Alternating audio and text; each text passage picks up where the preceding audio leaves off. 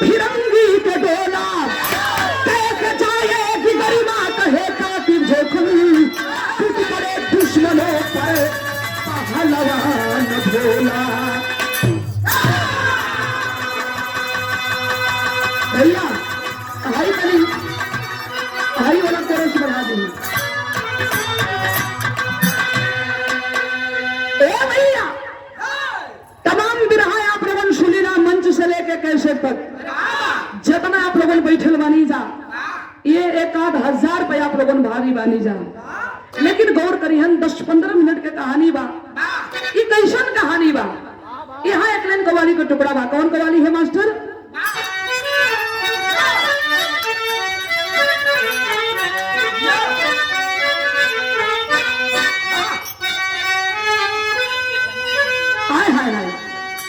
गाने वाले ने खूब गाया है। क्या गाया है मास्टर? बहे खून मेरा, अरे बहे खून मेरा चमन के लिए,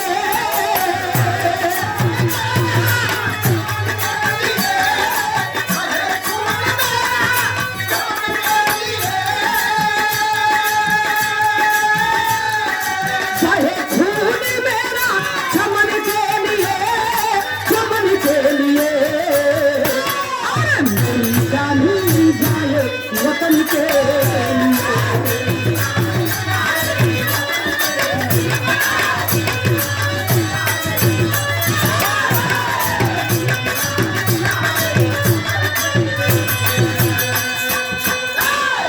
लेकिन बिरहा के अंदर कवि जी भाव लिखत बानी इन लाइन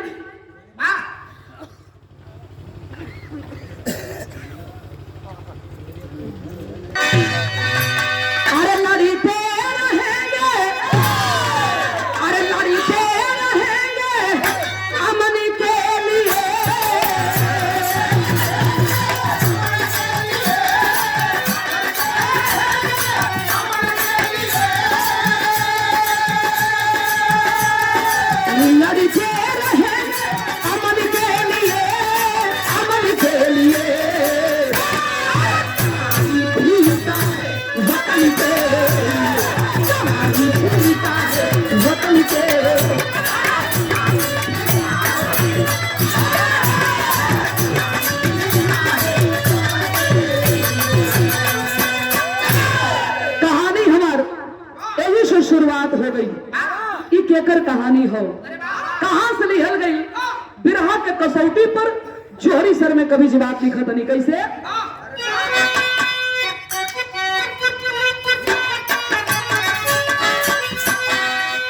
धन भारत देश निराला, जहां बहती जमुना गंगा, मुश्किल में हिंद हमारा तिरंगा,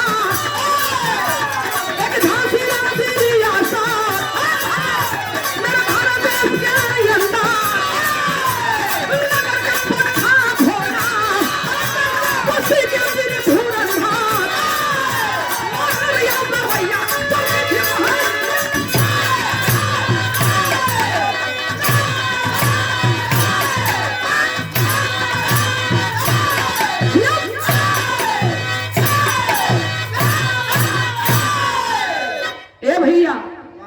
चलती आप लोगों समझ ली। ये कहानी झांसी रियासत से लिखल गई। कौन झांसी? लवंगा झांसी। टीवी में देखे होंगे, पेपर में पढ़े होंगे, खूब लड़ी मर्दानी। वो तो झांसी वाली रानी थी जहां के लक्ष्मीबाई रहली।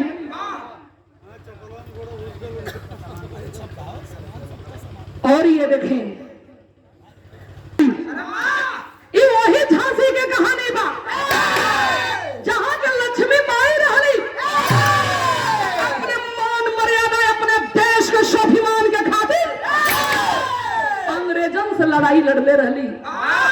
वही झांसी के रहे वाला यादव वंश का अंश जिसका नाम था भोला यादव पहलवान। बहुत बड़ा भोला यादव पहलवान था।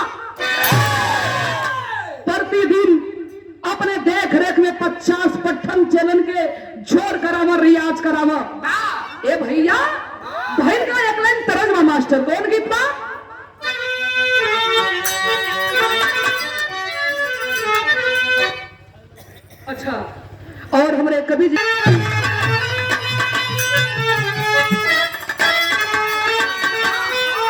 कौनो मेहरारू अपने मर्द के न्योता दे ले भैया पहलवान न्योता समझेला अरे ए लल्लन भैया पहलवान के बतावा न्योता समझेलन सोई पहलवान से कहले भैया का कहलस ए हो बलम जी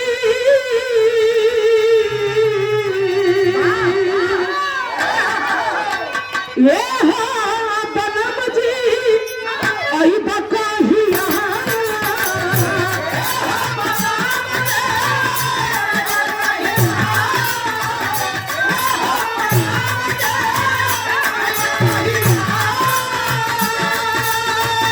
आखिया निहारे रोज रहिया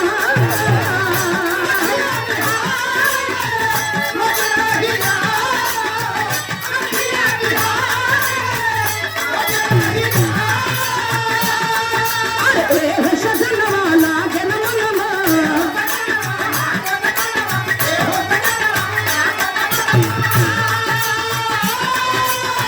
ए सजनवा लागे नमनमा छुटिया जईता अरे हई जवानिया अरे हई जवानिया आके छुटिया जईता हई जवानिया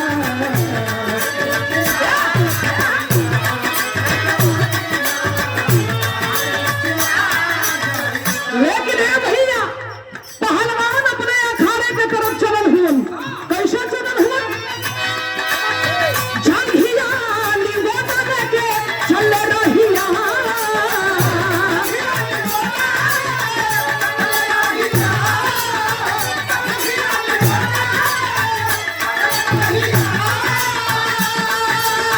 छत्तन पहलवानी के रहिया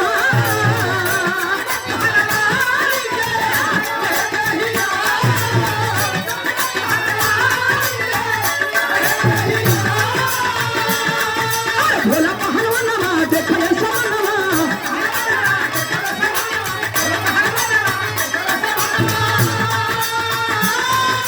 भोला पहलवानवा देखले समनवा कर काटा जई है अरे हई जवानिया अरे हई जवानिया ये लुटा जई है हई जवानिया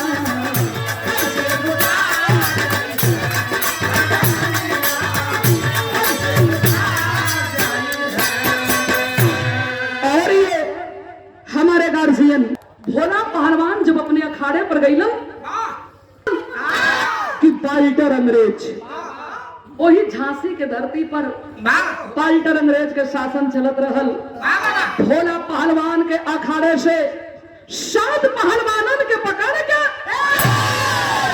आया पंचो बड़ के पेड़ रहल वही पेड़वा में लटका के अंग्रेजवा मारत हुन भोला पहलवान जाके कलन किए साहब हमरे चेलन के छोड़ दा अंग्रेज बोला कि नहीं पहलवान अगर तू जिंदा रहना चाहता है तो जुबान पे ताला लगा ले ना तो इनके साथ तुझे भी मार डालेंगे भोला पहलवान कलन के साहब गलती बोल गईला यहाँ एक बिरादरी के लोग ना आवेला हर बिरादरी के लोग आवेला ए बाबू मायाओं देखलन न ता अब भोला पहलवान हाथ में लाठी उठा के अंग्रेजन के मारे लगलन 7 अंग्रेजन के मार के अल्लसिया वही पेड़ पर लटका देलन इहे तना तो बड़ा काल बन गई पहल का एक लाइन तरज मास्टर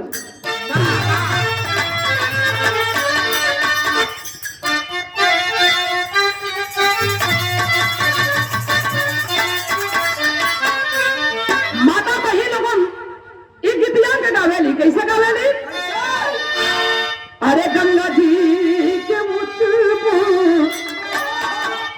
अररिया नो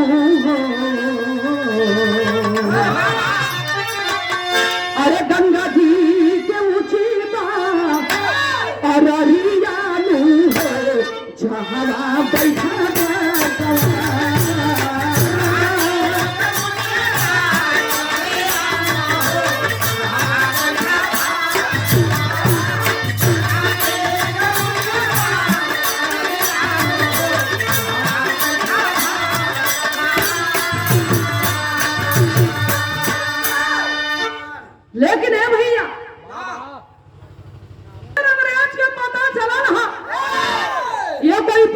है भोला यादव, जो हमारे 7 साथियन के मार के लाश पेड़ में लटकौले बा। तब अंग्रेजवा कहले हटा कैलस। अरे सुन के अंग्रेजन के, अरे सुन के अंग्रेजन के मराना वालू है अइले जालिम सायका।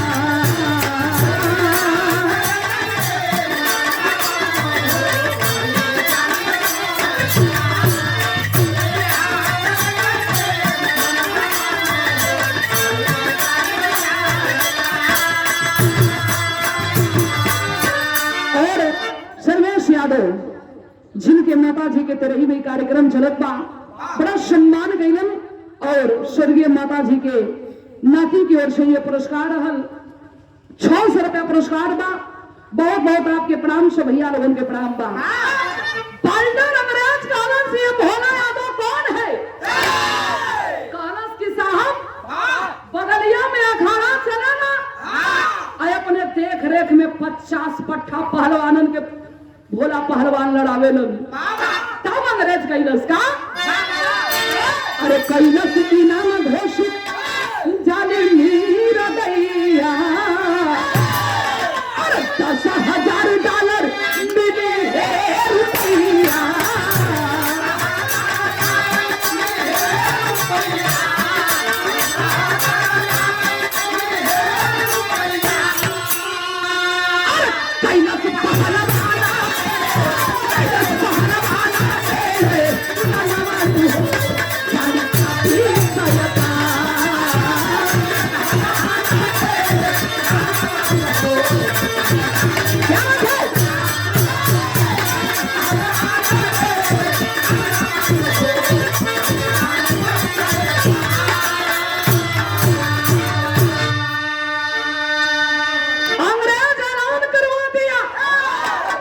भोला पहलवान के अखाड़ा में ताला बंद करवा दिया। बाबू ऐलान कर देलस कि जो भोला पहलवान को पकड़वाएगा उसे 10,000 रुपया डॉलर इनाम दिया जाएगा।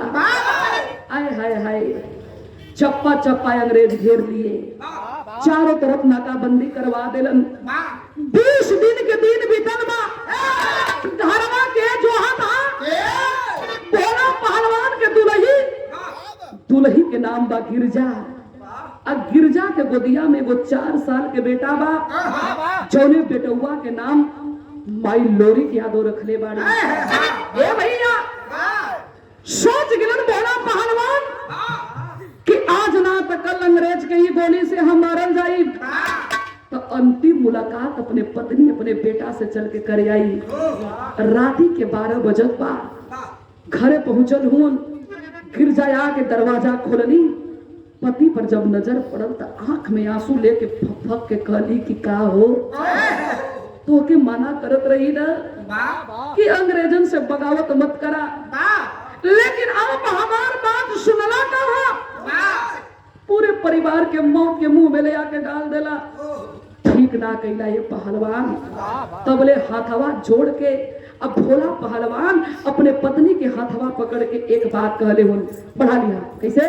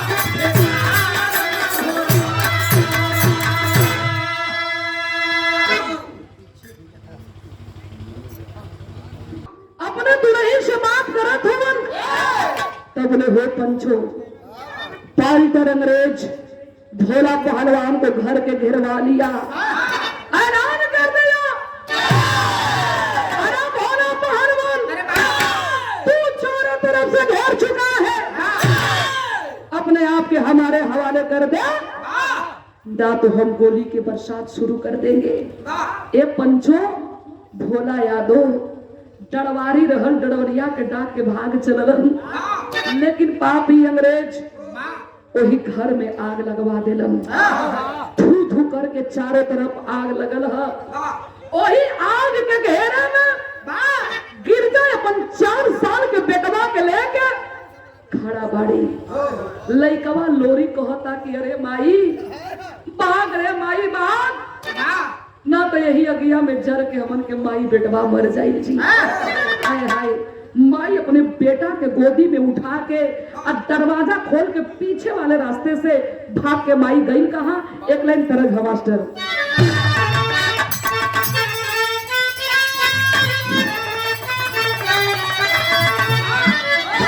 कौनों की वही कहानी भैया, घवना कर के सैया भैया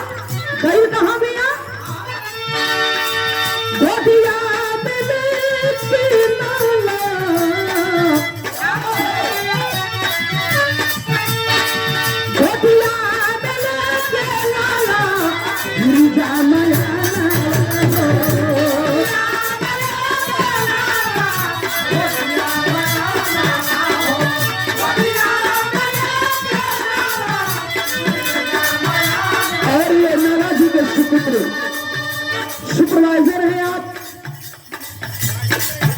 नागेंद्र यादव जी, आपकी ओर से ये 500 रुपया पुरस्कार बहुत बहुत आपके प्रणाम से भैया लोगों के प्रणाम बा कई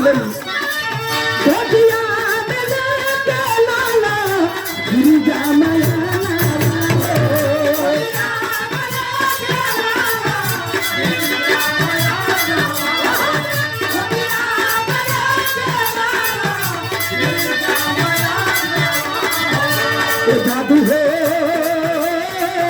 तेरे चाली कहंगा जी में जन्म भैया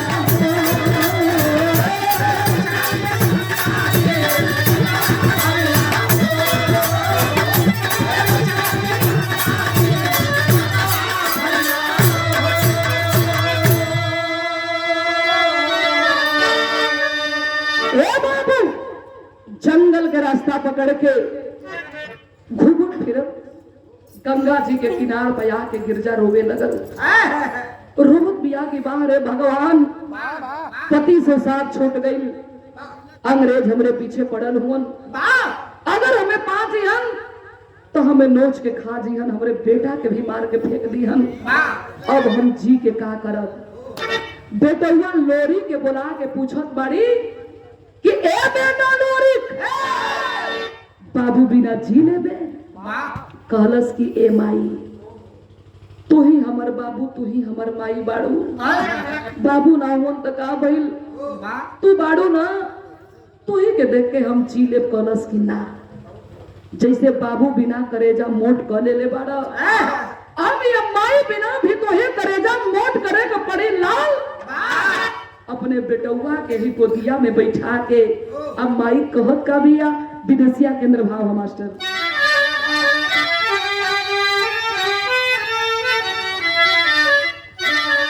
अरे बाबू तो हर छुट्टी गई न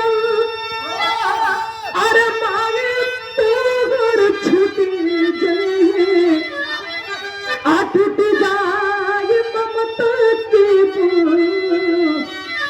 धनवारे गिरावा नवर महीना का राधावा में ढोवनी बेटा आ दूधवा पियवनी बली पनावारे गिरावा आ लिखले विधाता दीदी एक किस्मतिया में आ रहे तन दिन की लनवारे गिरावा ए बाबू अतना बतिया कह के हो पंचो माई गंगा जी में जाके कूद गई लड़का चिल्ला चिल्ला के रोवत बा कोई है तो हमारी माँ को बचा ले बाबू। एक बुढ़ा मला 70 साल की उम्र रहल फटही जाल लेके आ वही किनारवा पर बैठ के जलिया बीनत हुवन। ओ मल्लाह चिल्लाने लगा कोई है बाबू तो बचा ले ये पागल लड़की। जान देने के लिए गंगा जी में कूद गई है। 4 मला भैया 4 मला पकड़ के खींच के गंगा जी के किनारे से बाहर कैले हुवन। गिरजा जब होश में आई तो वो बुढ़ा मलाह डांटने लगा कि तू माँ नहीं है, तेरे पास कलेजा नहीं है, वो पत्थर बन चुका है। तेरा बेटा माँ माँ कह के चिल्ला रहा था रे पागल, और तू गंगा जी में अपना जान देने के लिए कूद गई। कैसे तू माँ है रे पागल? झपट के अपने बेटुआ लोरी के गोदी पे भर के रोवलस। कहलस कि ए बाबा कौन गैया अपने पछवा से दूर होखल चाहे ले। अंग्रेज हमें पहियन तो मार के फेंक दियन, हमें नोच के खा दियन, हमारे बेटा के मार के फेंक दियन। भोला पहलवान के पत्नी है इस दुनिया में हमार कोनो ठिकाना ना बा। वो मल्लाह कहता है कि अरे बेटी तू झांसी के धरती छोड़ के ग्वालियर में चली जा। राजा रतन सिंह के पास बड़ा नेक दिल वाला वो राजा है। वो मल्लाह के बात सुन के बाबू भीख टुकड़ा मांगत ठोकर खात राजा के दरबार में पहुंचल बिया। एगो कपड़ा में कई जगह फाटल बा, केहू तरह चपटी पेवरी लगा के भोला पहलवान के पत्नी अपन तन अपन शरीर ढकले बिया। राजा के दरबार भरल हा, राजा राज सिंहासन पर बैठल हुन। जतने माई रोवत बिया उतने ओकर बेटुआ रोवत बा। राजा के नजर पड़ल, कौन है तू, कहां से आई है?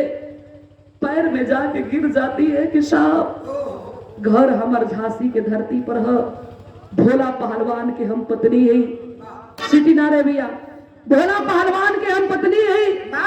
हमार सैया देश के खातिर बगावत कैलन, सब कुछ बिखर गिल हो। राजा इनकार मत करिया, आपका चौका बर्तन करत एक रोटी खा लेती आया साहब, आधी रोटी हम खा के आधी रोटी अपने बचुआ के खिया के हम जिया ले, लेकिन इनकार मत करिया। और राजा के दिल में दया आ गई, अपने दरबार में रख लेलन। ए बाबू 15 दिन के दिन बीतल हो, 15 दिन के दिन बीतल। एक दिन राजा पहिर ओढ़ के मीटिंग करे जात होन, सभा करे जात होन, तो बोले लोरी लइकवा 4 साल के बेटुआ राजा के रस्ती में जाके पड़ल, हथवा जोड़ के आंख में आंसू लेके कलश की राजा आपसे कुछ मांगत नहीं। कलम की का बेटा मांग ले? कलश कि हम अपने बाबू जैसन बड़का पहलवान बनल चाहत बानी। गिरजा के बुला के कहलन कि अरे ये तोर बेटा का कहत बा? कहली कि हाँ ठीक कहत बा, सही कहत बा। पहलवान जब भागत रहलन तब कह के गई रहलन कि हमरे बेटवा के हमरे जैसन बड़का पहलवान बनैया, जियत रहब तो कोनो मोड़ पर मिल जी, मर जाई तो हमरे आत्मा के शांति मिल जी। राजा कलन की ठीक हो, लगलन खियावे लगलन पियावे, लड़का के लगलन लड़ावे। 4 साल माई के गोदी में और 16 साल राजा के दरबार में। 20 साल में भोला पहलवान के बेटवा लोरी की यादव लोरी पहलवान बन गया। का बच गई चारों तरफ। बाप रे बाप, इतना बढ़िया इतना निक पहलवान केहू है नहीं थे। ये भैया वही बीच में बाल्टर अंग्रेज के देख रेख में लंदन से एक पहलवान आयल, जो पहलवान के नाम बतावल गई हुपर पहलवान। हुपर पहलवान जब आता है पूरे हिंदुस्तान को चैलेंज करवा दिया। मास्टर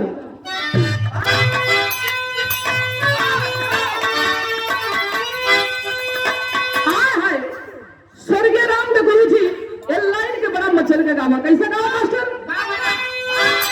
अरे है झुलनी पौड़नी, अरे है झुलनी पौड़नी, जहां जिया मांगा दाम, अरे हमारे पाये जे बड़ा जहीरा जरा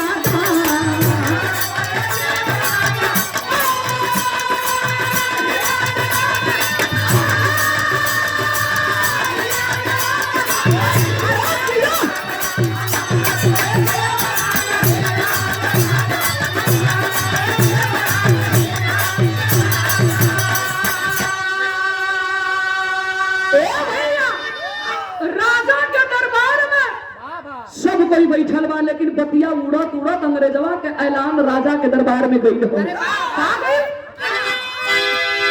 होठे पहलवान कोई, अरे होठे पहलवान कोई, अरे हाय हथवानी राजा, अरे चोरवा के हुजंगल में राजा।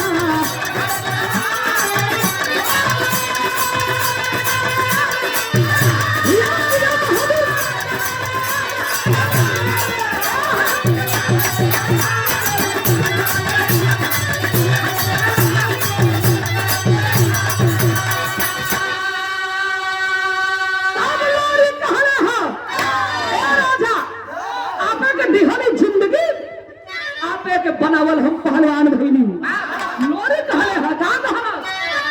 अरे काकरी, अरे काकरी केरवा के, अरे हसियारन के टोली, अरे ऊपर के पतिया लगल जाइए।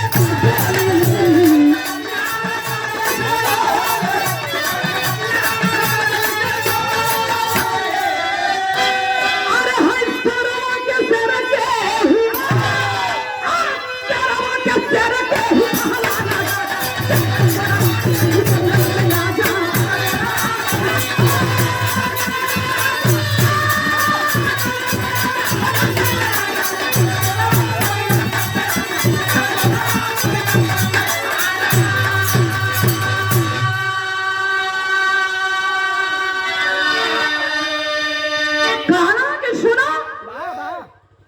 के बनावल हम पहलवान भईनी, आप हमें जिंदगी दिले हुआ।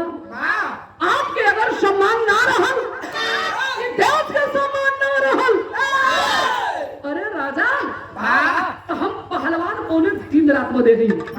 ए बाबू एहर राजा रतन सिंह खबर भेजवा देलन, अंग्रेज का खबर भेजवा देलन कि ठीक है हम अपने पट्टा लोरी के यादों के लेके आई और तो से कुश्ती लड़ी। हाहाकार मच गई, चारों तरफ बात फैलल हो, बड़े दूर दूर से देखवैया आई रहन।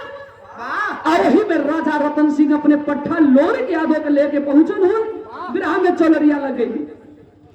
बहुत अच्छे कलाकार, बहुत सुंदर कलाकार हमारे अजय भैया की ओर से जो बहुत सुंदर कलाकार हो 100 रुपया पुरस्कार देलन। बहुत बहुत प्रणाम बा। कैसे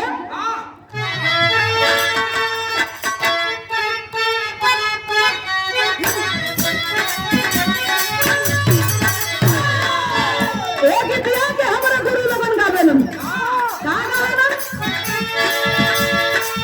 सारी उम्र कमरवा चक्कानिया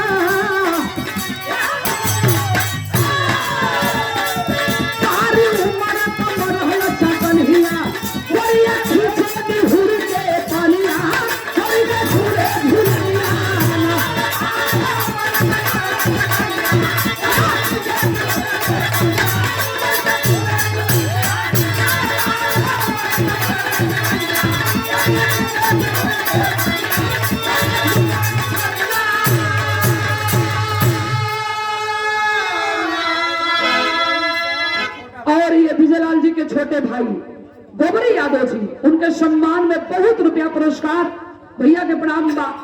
लेकिन ए बाबू हाँ फिर आवा तनी जा घूम फिर गया ए भैया ए हर राजा रतन सिंह अपने पट्ठा लोरी के यादों के लेके चलल होन। कैसे चलल होन? अरे झूमक चले अखाड़े उबरल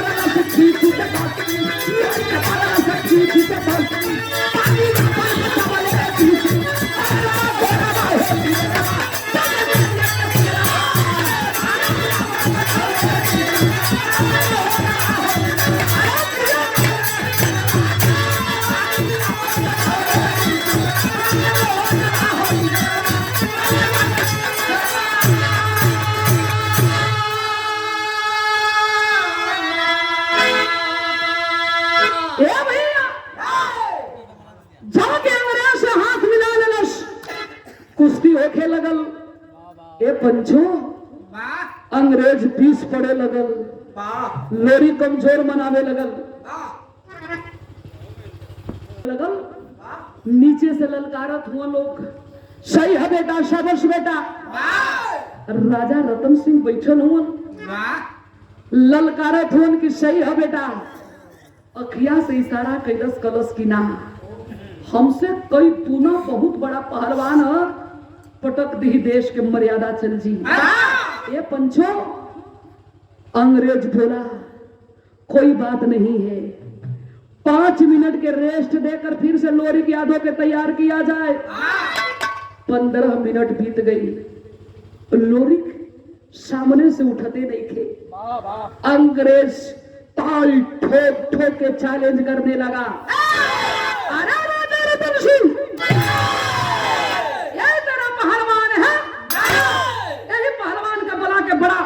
घमंड में रहला, बड़ा फूलत रहला। हमने तो हिंदुस्तान के बड़ा नाम सुना था, इसी हिंदुस्तान के रहने वाला विश्व विजयी गामा पहलवान की ये धरती है। कहाँ है तेरा पहलवान? इतने लोगों में अगर किसी के अंदर दम है तो आके हमसे हाथ मिला सकता है। ए बाबू, अंग्रेज के बतिया सुनते हो पंचो, सबकर मुड़ी नीचे झुक गई कि केकरे में इतनी दम बा कि जाके अंग्रेज से लड़ी।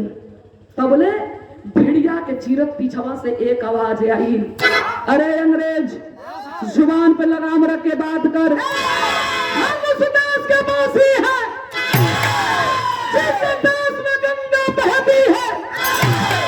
चलल हुआ पहलवानी देखावे, तोरे जैसन कतना पहलवान यहाँ अइला ना कैलन। अंग्रेज घूम के तकलस कहे कि अरे ये के हो। बगल में जब नजर पड़ल, पड़की पड़की दाढ़ी, तन पर फटही कपड़ा, एक बुढ़ा आदमी चैलेंज कैले है।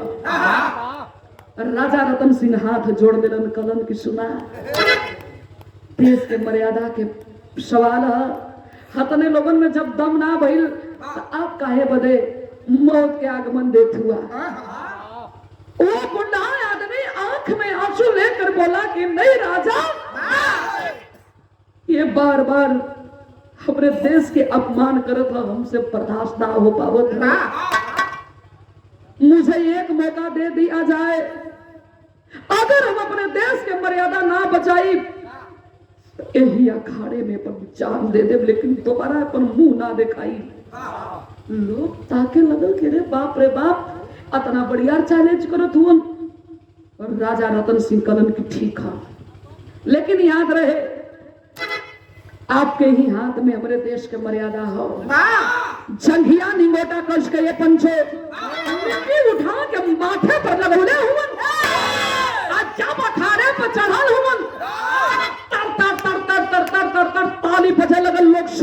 लगलन भैल का यहाँ तेरी के अंदर भाव है मास्टर।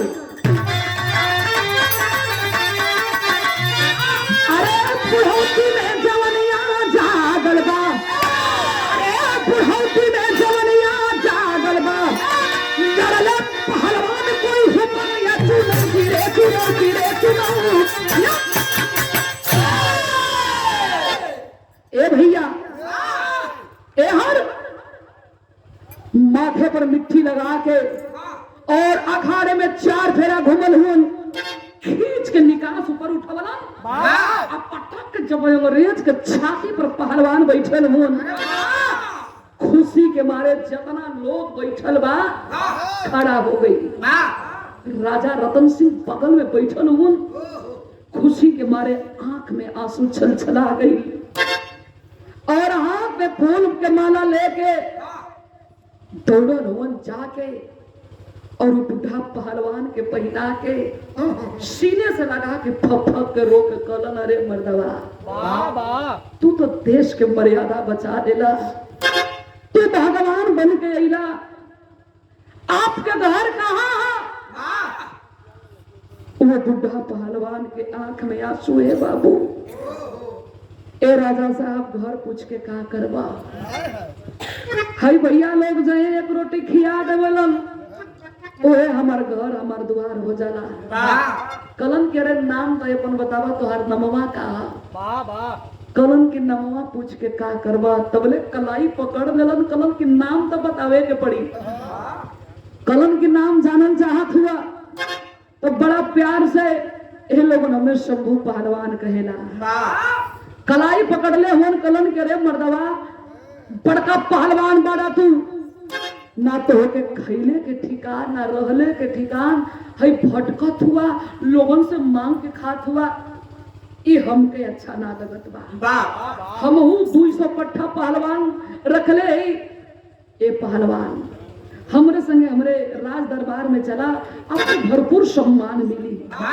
ए बाबू जब राजा लेके चलल हुन तो भैल का आधा के अंदर भाव है मास्टर।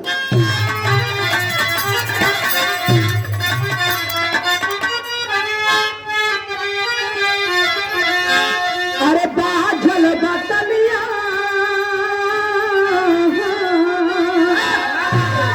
अरे बाझल बतलिया नगारा बाजला गले बाबू।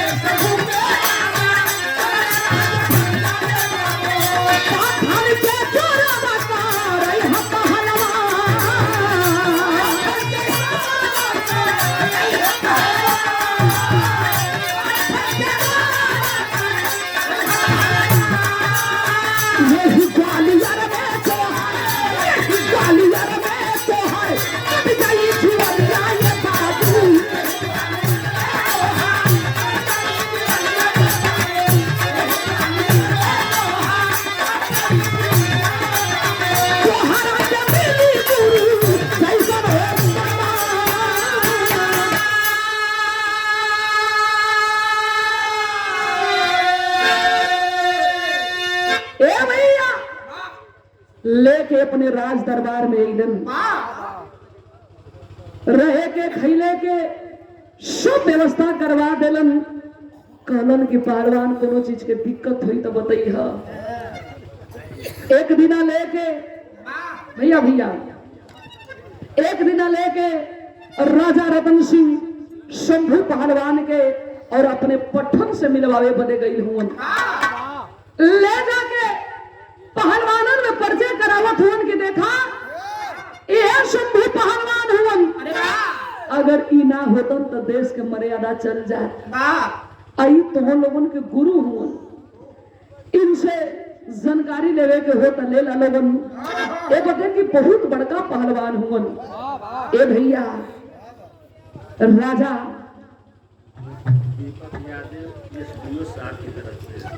एसडीओ साहब की और राजा के बड़ा सम्मान, राजा के दरबार में शंभू पहलवान के बड़ा सम्मान होके लगल। ए बाबू जतना पहलवान हो सब अपन गुरु माने लगल। धीरे धीरे धीरे धीरे उ दिन उस समय आ गई, कौन समय? गुरु पूजा के दिन, जो एक चेला के अपने गुरु के प्रति बेसब्री से इंतजार रहेला। सज गया राजा के दरबार, शंभू पहलवान के जतना पहलवान हुन मिल के पूजा करत हुन, केहू फूल माला देत बा, केहू कपड़ा देत बा, केहू मिठाई, केहू पैसा दे के पूजा करत बा। लेकिन लोरी खो भैया, लोरी अपने माई के लगे गई बा, कहे कि ए माई गुरुजी हमके बड़ा माने लगे भाई, लगेला कि हमार उनकर कोनो जन्म के रिश्ता है। फूल माला तो सबे देत बा, अगर हमारे पास पैसा होता तो कुछ ऐसन चिन्हानी दे देती कि हमरे और हमरे गुरुजी के बीच में एक यादगार बन जा।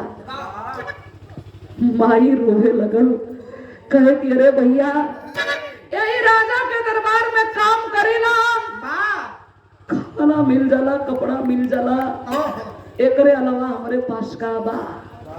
लोरिक रोवत हम माई हिया ना, कहे रो मत, हाई गरवा में जोन हमारे हंसुली देखत हुए तोरे पिताजी के आखिरी निशानी है, ले जाओ के अपने गुरुजी के दे दे। वैसे भी अब एकर कोनो जरूरत नहीं थे। ए बाबू रुमाल में लपेट के गरवा के हंसुलिया दे दे, कलश की सूप, ए हंसुलिया पर तोरे पिताजी के नाम भी लिखल है। जानत हुए जब कुश्ती जीत के आई रहलन पहलवान, लोग बड़ा रुपया पैसा देले रहल, तो इहे हंसुली हमके बनवले रहलन, ओपे उनकर नाम भी लिखल है। ले जो बेटा, ले जो, ले जाके अपने गुरुजी के दे दे। लेके गई बा। ये बाबू पूरे बिरहा के निचोड़ यही 2 लाइन में बा। कैसे?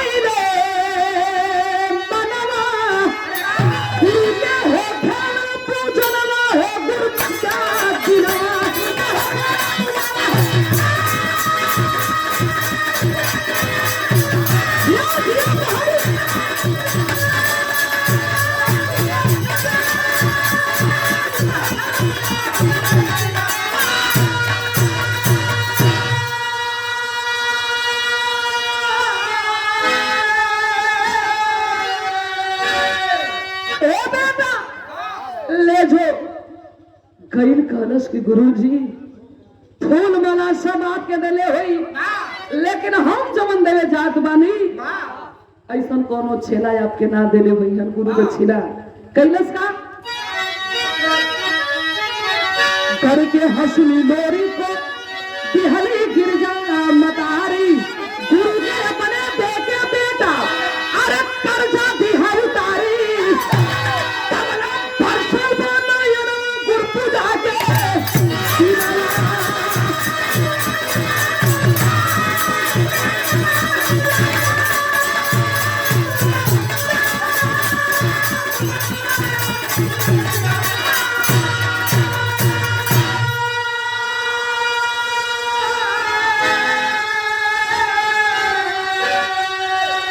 स्वर्गीय माता कहा गया गुरुजी हाथ हवा आगे करा, हथवा जब आगे कैलन हो बाबू, हंसुली जी वही खोल के वही हाथे पर खलस, पहलवान के नजर पड़ल, हथवा के मुट्ठी यही तरह बंद करके और सीने से लगा के झरझर झरझर रोवे लगलन। जतना लोग बैठल बा सब घबरा गेल कि पहलवान काहे रोवत हुवन।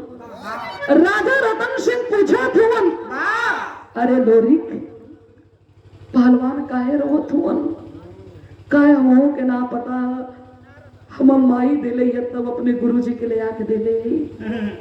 राजा रतन सिंह कलन के अपनी माँ के लेकर आओ गइल, जाके डांटे लगल कलश, अरे माई केकर चोरी कैले है, कहाँ के केकर पौले रही, चल राजा बुलावत हुन, बड़ा गुस्साइल हुन। गिरजा रोवे लगली, कली कि भैया नमक रोटी खैले है, बाबू भैया लोगन से भीख मांग के अपने जिंदगी के गुजर बसर कैले ही, लेकिन हम क्यों के चोरी ना कैले ही। वो लाल भरल सभा में गिरजा आई, राजा रतन सिंह बैठल हुन, हाथ जोड़ के कहती है कि का राजा हमरे पर आप शंका कैला? ना राजा ना, आपकन खाना मिलेला, कपड़ा मिलेला, लेकिन कभी एकरे अलावा हम कुछ सोचले भी ना होकर। जहां तक हंसुली के सवाल रहल ना, वो हमरे पति के दिया ना, हमरे पति के आखिरी निशानी है। आपके नाम विश्वास है ना? पढ़ के नाम उनकर बताओ, वही पर उनकर नाम भी लिखल है। तबले हो बाबू जौन पहलवान बैठा रहलन हे पंचो, दौड़ गईलन हो बाबू, वो कोई और नहीं था, वही भोला पहलवान थे बाबू। दौड़ के गईलन कलन की गिरजा, ए गिरजा सन्न होके ताके लगली, कहली कि रे साहब इता हमरे भगवान के बोलिया लगत बा हो साहब, हमर भगवान के अर्श बोल देलन। ए बाबू जो ही रानी के गिरजा के नजर अपने पति पर पड़ल हो, आज जब पति पर पड़ल ए बाबू वही पैर पे गिर के रोवे लगली कि हम कौन गलती कैले रही, आप हमसे 20 साल तक दूर रहला, हमार कसूर का रहल, कौन कसूर कैले रही हो पहलवान? आप कहना कि हमारे बेटा के पहलवान बनाई है, तोरे बेटा के हम पहलवान बनौनी। तब भोला पहलवान कहलन, अरे पागल, अंग्रेजन के डर से भोला यादव नाम बदल के शंभू पहलवान रखनी, कहा ना खोजनी, लेकिन धन हो राजा रतन सिंह, आज आपके चलते हमार फिर से हमार जिंदगी वापस मिलल बा। तो ये रहा हिंदुस्तान के एक पहलवान की कहानी। आखिरी में मैं भागा कैसे गुरु बिहारी पट्टी छाए पर सुखनंदन की चाह, काशी गुरु कभी मनोहर, अरे कला से भी हले मार, बुढ़ौती में जवनिया जागल बा, रगनी कभी चुखन के रखियो भगवती, बुढ़ौती में जवनिया जागल